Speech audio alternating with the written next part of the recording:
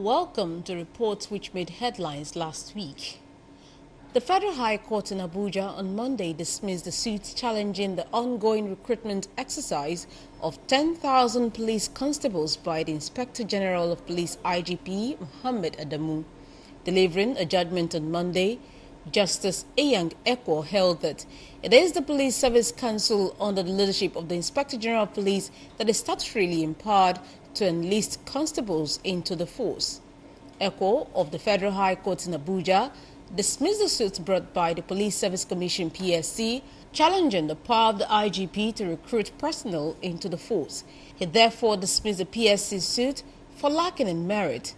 The judge held that the PSC has been unable to prove that the recruitment usurps its powers.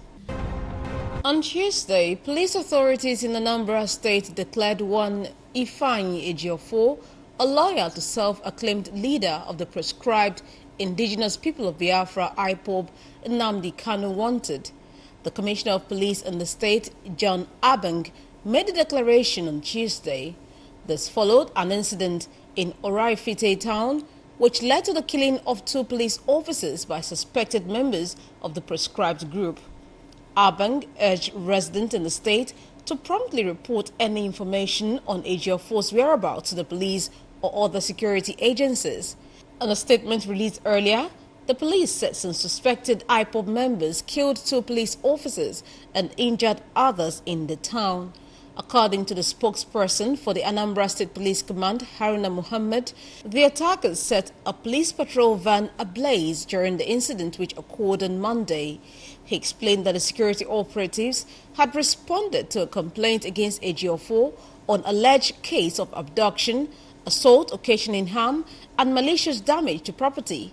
The police patrol teams led by the area commander in the town, Oliver Abe, were said to have mobilized to the scene in order to arrest Ejiofor, who was said to have declined police invitation. On Wednesday, the Senate stood down the nomination of Olalekan Rahim as a resident electoral commissioner-elect of the Independent National Electoral Commission (INEC). It, however, confirmed the nomination of Umar Gajiram and Ailibo Johnson.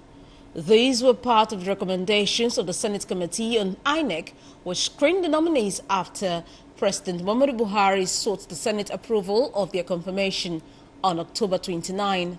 The chairman of the committee, Kabiru Gaya, who presented the report, recommended that the 2 other nominees be confirmed having met the requirement. He asked that the Senate stand down the confirmation of Mr. Rahim for further investigation.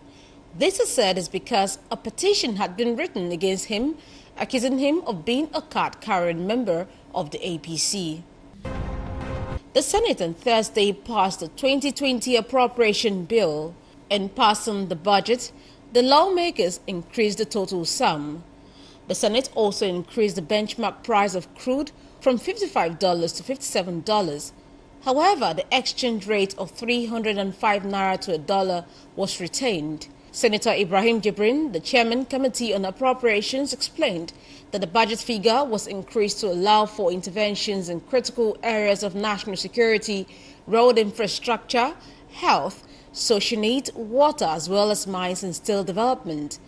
President of the Senate, Ahmed Lawan, had announced on Wednesday that the 2020 appropriation bill before the parliament will be passed on the 5th of December. He informed lawmakers at plenary shortly after the Public Procurement Act 2007 amendment bills were passed, which he believes will complement the 2020 budget. According to Lawan, the public procurement bill passed by the upper chamber is the icing to the cake on the eventual passage of the 2020 budget.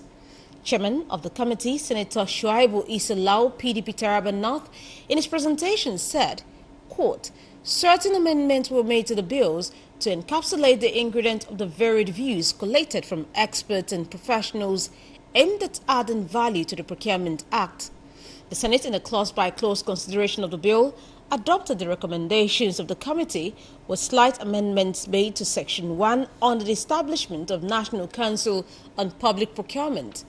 The Senate also adopts the committee's recommendation on the issuance of Certificate of No Objection, which shall be issued by a committee of directors of the Bureau to be chaired by the Director General of the Public Procurement Bureau. Also on Thursday, A Lagos division of the Federal High Court sentenced a 7th senator and ex-governor of Abia State, Ejiofor, to 12 years in prison for 7.1 billion naira fraud. Justice Muhammad Idris, who delivered the sentence, had earlier declared him guilty of the charge in the case that had been on for 12 years. Kalu was tried alongside his company Slug Nigeria Limited and Ude Udeogu, who was Director of Finance and Account at the Abia State Government House during Kalu's tenure as governor.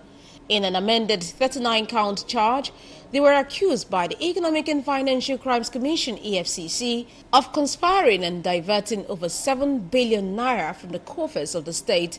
In his judgment, Justice Idris convicted and sentenced the first defendant, Ejiofor, to 5 years imprisonment on count 1, 2, 3, 4, 6, 7, 8, 9, 10, and 11. 3 years on count 23, 24, 25, 26, 27, 28, 29, 30, 31, 32, and 33. 12 years on count 34, 35, 36, 37, and 38, and 5 years on count 39. All the sentences are to run concurrently, meaning he would be in prison for 12 years from the day of conviction. The second defendant was convicted and sentenced to 3 years imprisonment on count 24, 25, 27, 28, 30, 31, 32, and 10 years on count 34, 37, 38, and 39. The sentences will run concurrently, meaning he will be in jail for 10 years. Justice Idris further held that Kalu's company, Slug Nigeria Limited, the third defendant, be wound up and all assets forfeited to the federal government. The DSS on Friday rearrested the convener of the Revolution Now movement, Ejiofor, at the premises of the Abuja division of the Federal High Court. According to report, scores of armed DSS operatives besieged the court premises from where Ejiofor was taken back into custody after regaining his freedom Thursday around 7:15 p.m. The court has meanwhile adjourned the hearing on the matter till the 11th, 12th and 13th of February 2020.